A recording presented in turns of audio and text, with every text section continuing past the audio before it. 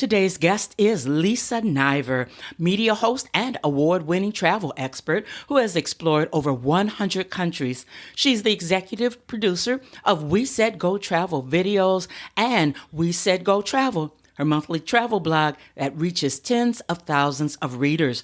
She's a published author of the memoir, Traveling in Sin. I laughed and really enjoyed this conversation. The travel goddess shared her tips for traveling this globe, what she's learned about people, and so much more. Once a science teacher, reinvented to become a seasoned travel goddess, Lisa Niver.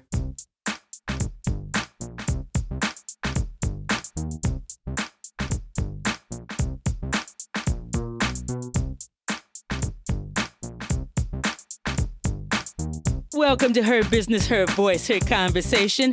This podcast was created for the boomer woman leaving corporate, and now you're looking to reinvent yourself, become an author, an entrepreneur, a podcaster. Well, each episode will leave you with clarity. You will come away with the yes, I can and yes, I will reinvent myself mindset. So come on, let's do this. I'm your host, Margot Levette.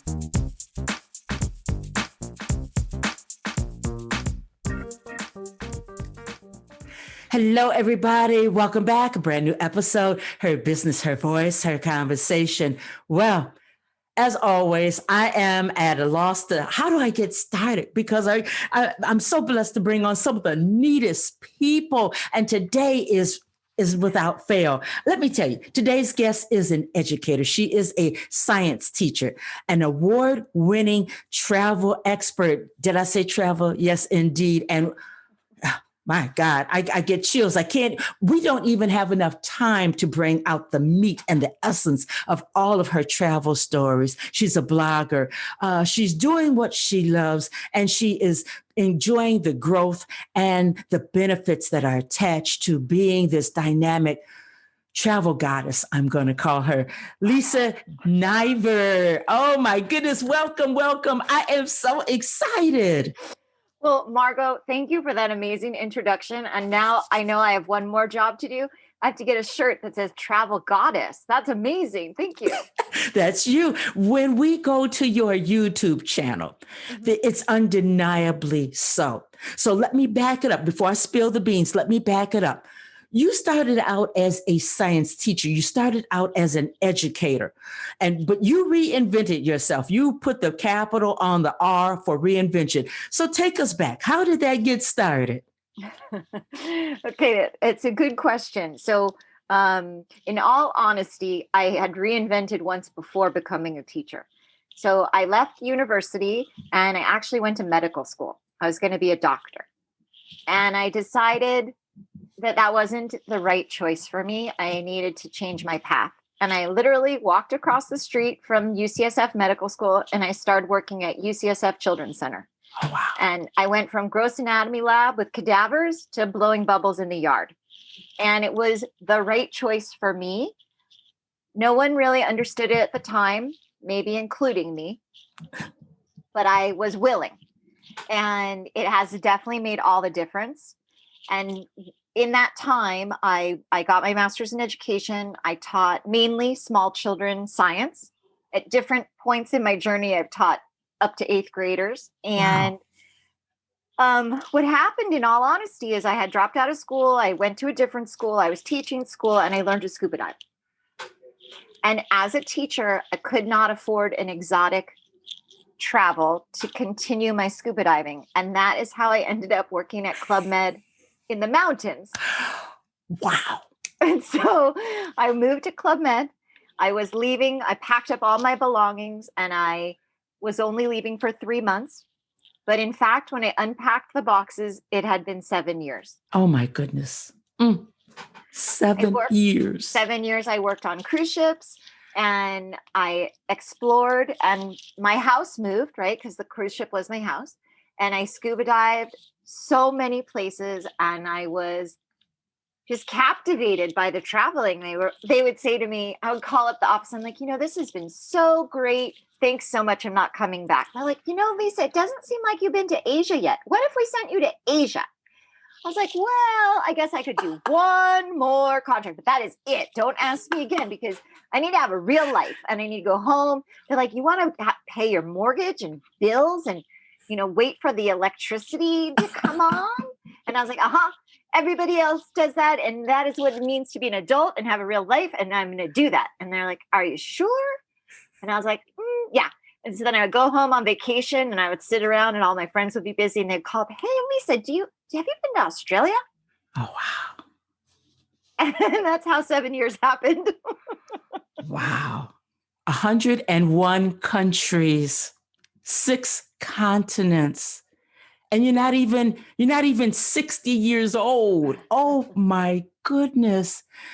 Tell us, Lisa, about the people that you met while you were on this extraordinary journey. What kind of people actually decide that I'm going to take a cruise every year, or I've decided I'm going to go to Asia, or tell us about people that really are seasoned travelers. What have you discovered about them? That's a good question. So one of the things that I noticed, the longer I traveled and the more exotic itineraries I went on, was I definitely found people to be more open.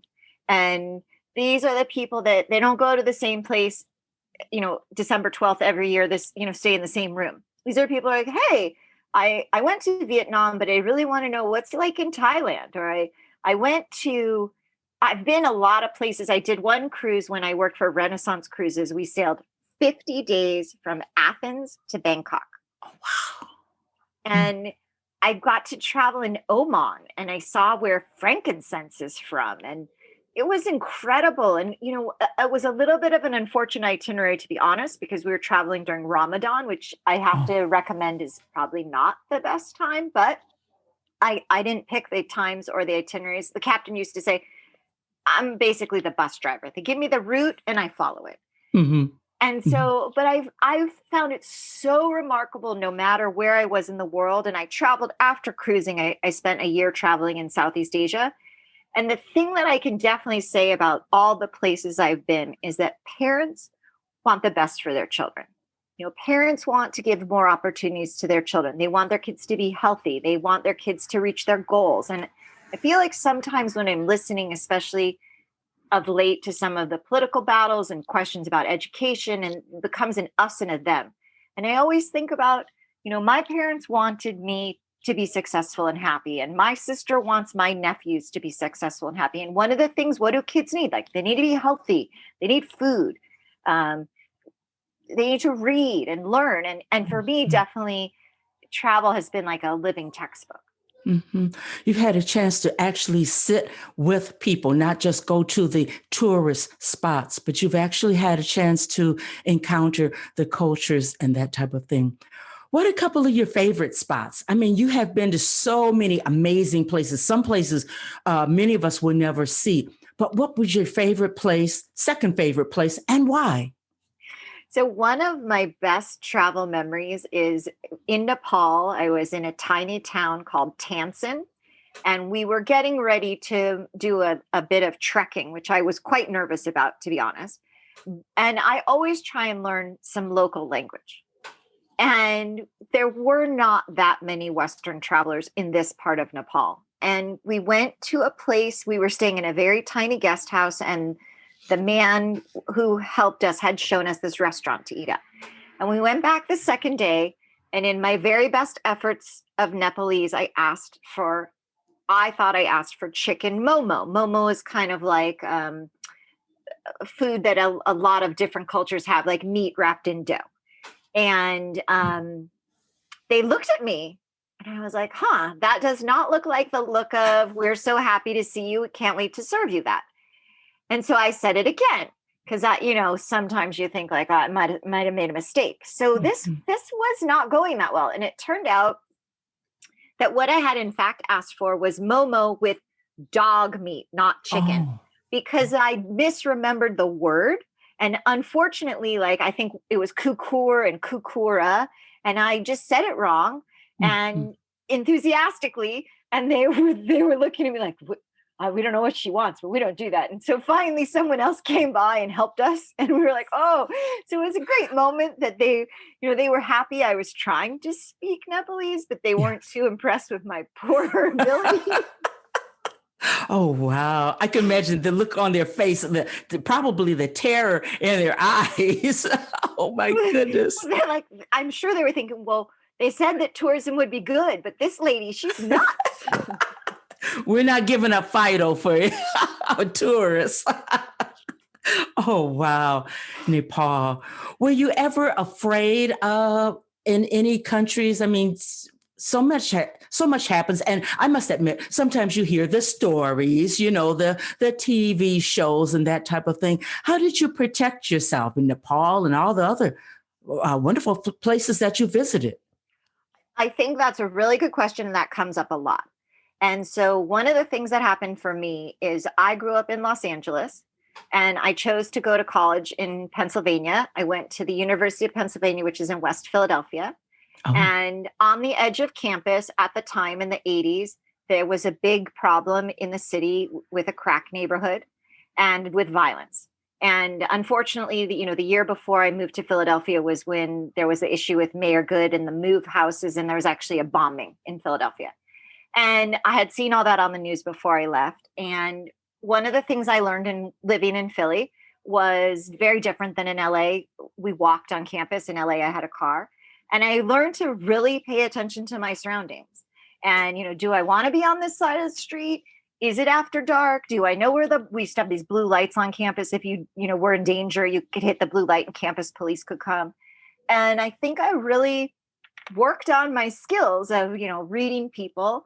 And, I have a lot of rules for myself when I'm traveling. Like, I don't like to arrive in a new city late. I want to arrive when it's still light out. If I'm having a kind of trip where I'm not really sure where I'm going to stay, I always know where I'm going to stay the first night. Because you're tired, and that's when a lot of things can go wrong. Like, I'm hungry, I'm tired, I'm in a rush, I just want to sleep somewhere, and someone offers to help you. And maybe normally you'd have the good sense to be like, this person seems not good for me. Mm-hmm. But if you're in a rush or tired or, all the things that happen, you're like, it'll be fine. So I try to keep a little fence around myself. Like, I know that could be hard for me. Like, I better have a snack in my bag. I better know where I'm staying the first night. I better change money before I get there. So I think all those skills that are really skills of being in America too. Like, I think that's one of the things that's funny that happens, where people think they don't bring their best smart self with them when they're away. They're like, I don't have to be smart about my safety. I'm on vacation. Mm-hmm. Like, well, you might be on vacation, but all these other people live in that city. Yeah.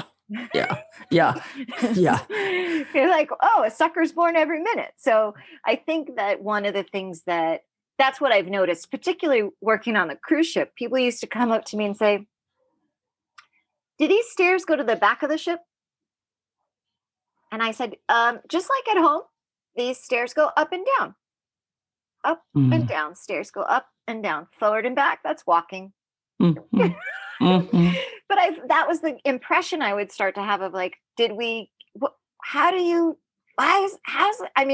ships are confusing, but I was like, we used to make fun of the passengers. They would ask, what time is the midnight buffet? Uh-huh. That was actually a good question, because sometimes the midnight buffet started at 11:30. Oh, okay. All right. All right.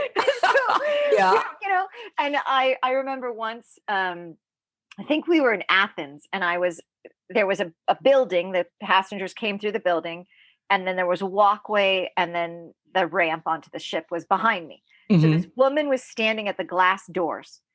She had to come out of the building to me, past me, and get on the ship. And as there were those sliding doors, when you approach them, they open and close. Yes. And so she was standing in the doors, and the doors opened. She shouted out to me, do I? And then the doors would close and they'd reopen. Have to. And the doors would come. And she's come outside to get on the ship. And I was thinking in my head, please don't. If you can't figure out, you have to get out of the building to come on the ship, we don't really want you. Go home. Go home. You're going to be a problem.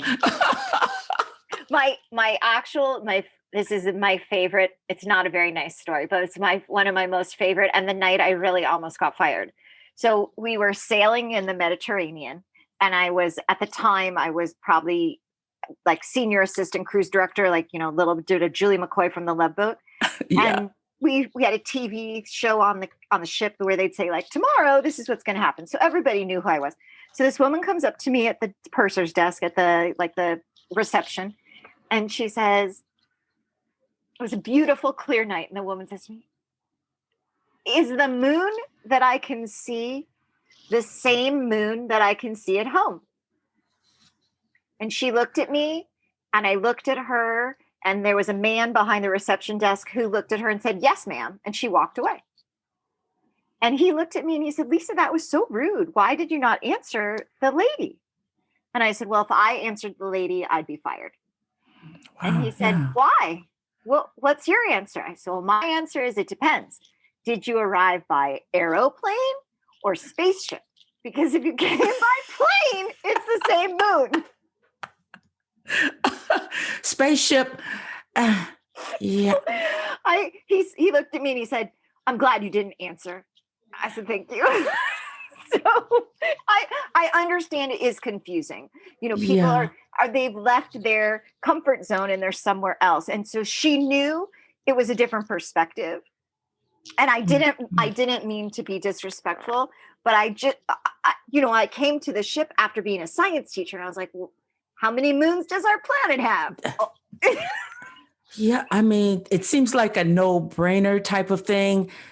And to stand in awe, be in awe of, that's the same moon that I see when I'm standing in my backyard.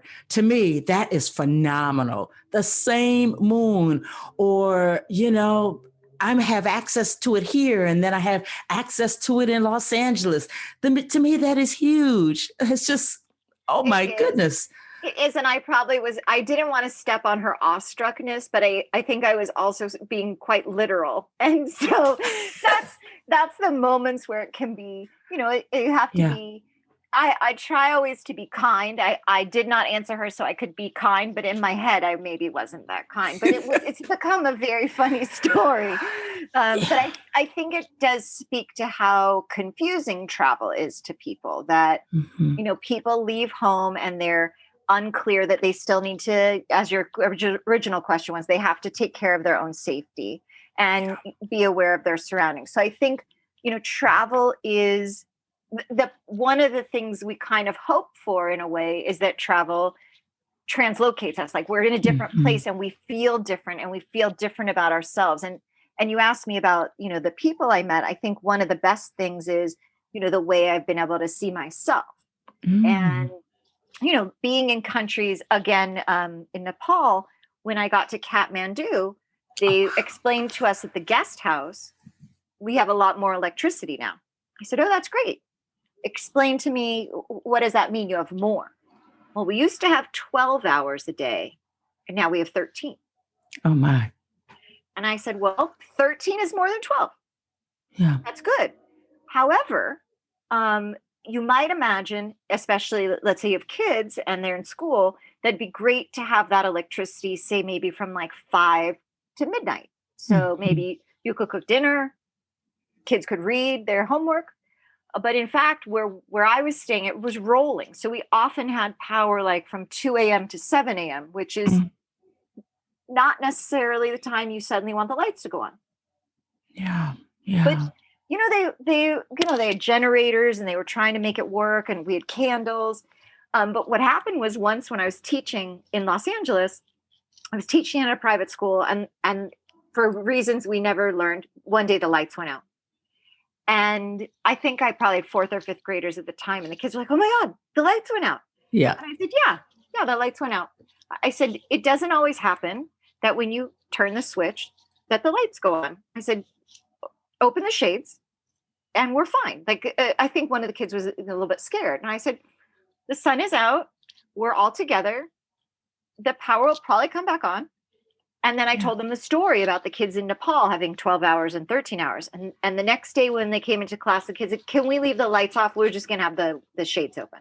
And I thought that was a great moment for them to see, like, having electricity 24 hours a day is not how everyone lives. Yeah. Yeah. And that's one of the things I've seen around the world is like how people's lives are very different.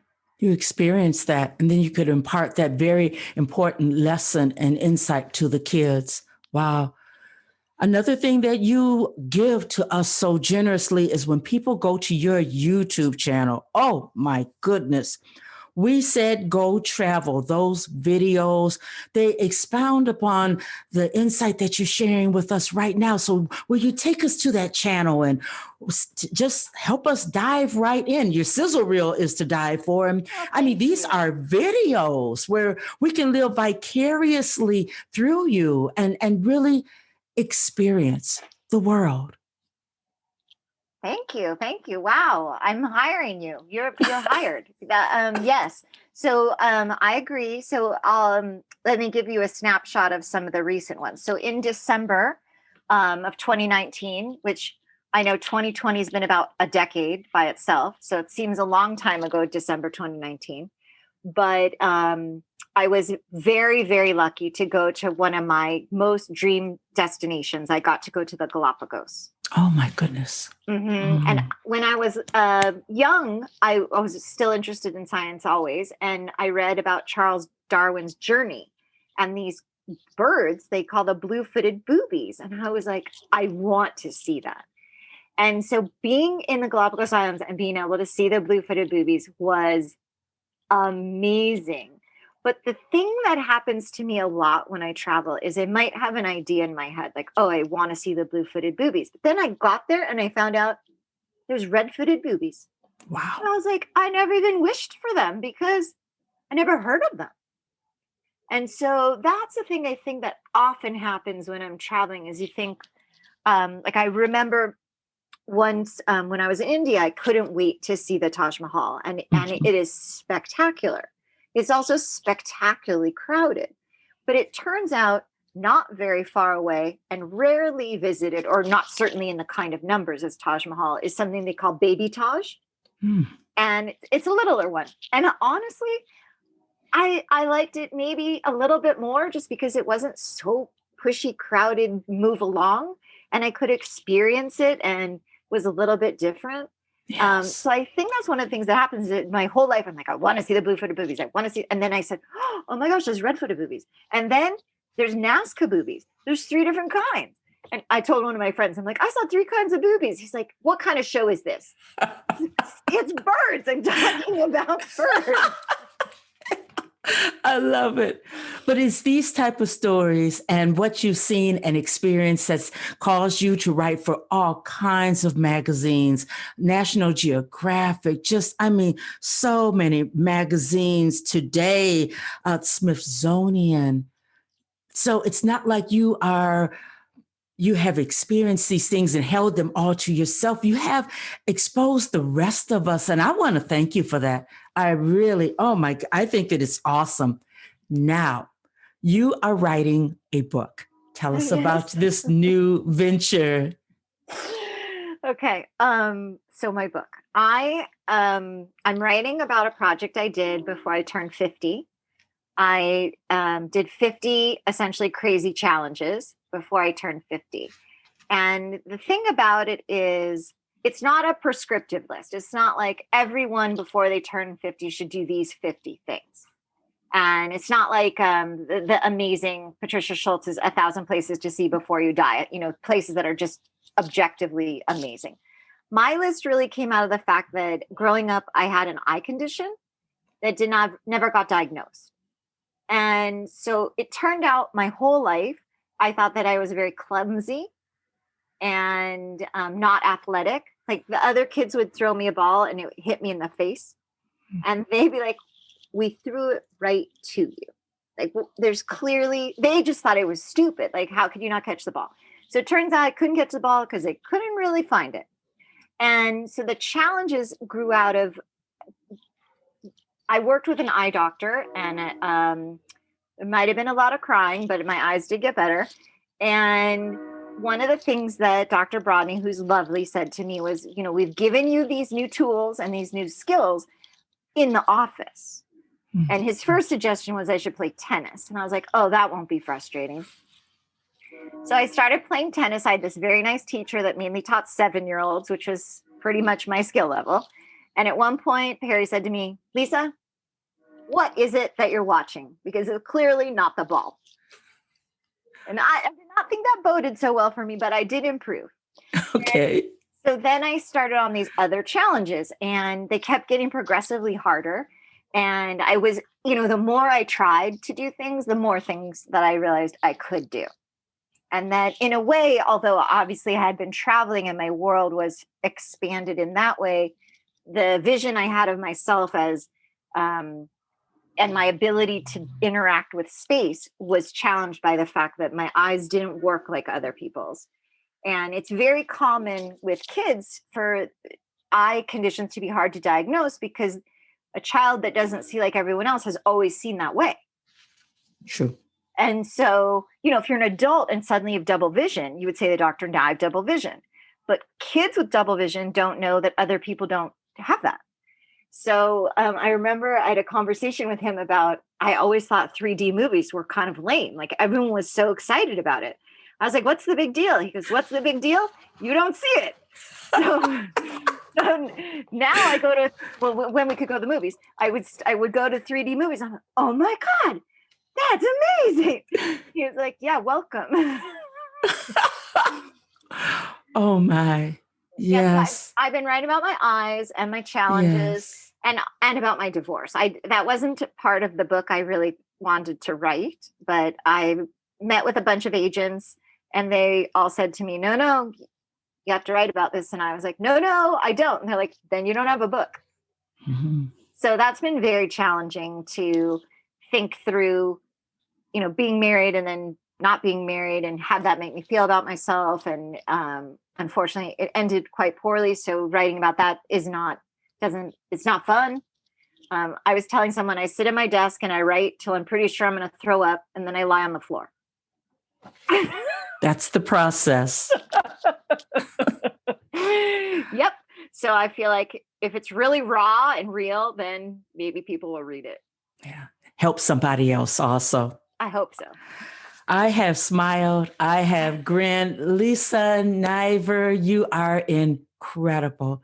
And you have traveled the globe, but you're traveling within so that you can bring us the world and you can bring us insights, the courage to face who we are on a day-to-day basis. So you are the total person, Lisa. You are the total person. Thank you.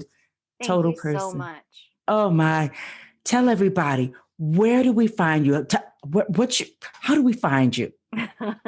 Well, first of all, I just want to say thank you again so much for inviting me on your amazing show and for helping people see that reinvention is possible and that second acts and third acts are amazing. Yes. And to find me, my website is We Said Go Travel, and all of my other social media like Twitter, Facebook, Pinterest, all of that, I'm We Said Go Travel. And then, like you said, I do have my videos now have 1.25 million views, and you can find me on YouTube at We Said Go Travel. We Said Go Travel. Wow. I like that. Who could forget it? So now you are everywhere. So one final question. When COVID is over, things are opening up again, whenever that takes place, where are you going to go? What are you going to do? It's such a good question. It's, honestly, I have never been in one place this long. Uh-huh. And always on my list is my final continent. I really want to see Antarctica. Oh. But it's funny, there's a lot of places closer to home that are definitely on my list. Like I've never been to Sedona. I really want to go to Sedona. Yeah, I missed that one. Sedona, I know everyone tells me is so beautiful and amazing. Mm-hmm. And honestly, if someone could just give me a scuba tank and put me underwater, I don't even care where. I just want them to say sometimes on the dive boat, once they've anchored and everyone's geared up, the question is the pool open? Yeah. And so that I'm waiting for someone to look at me and go, Lisa, the pool is open. Jump in. Well, it has been a pleasure to speak with you. Oh my goodness. Let's live vicariously. Let's take our vacations through We Said Go Travel, Lisa's videos. How can I finish this conversation? It's really, really hard to do so. I have a billion different questions. You have one. I mean, you found everywhere. Your articles are everywhere. Your Thank you. insight and wisdom are everywhere. So I'll just say, find Lisa Niver, Niver. Find her and just sit back and enjoy creation. Sit back and enjoy the experience that has brought back to all of us. I'll just leave it at that. So I'm Margaret Levette. I'll be back next week with a brand new episode, Her Business, Her Voice, Her Conversation. In the meantime, stay safe, wear that mask, wash your hands, because I want to see you in 2021. All right. Bye-bye now.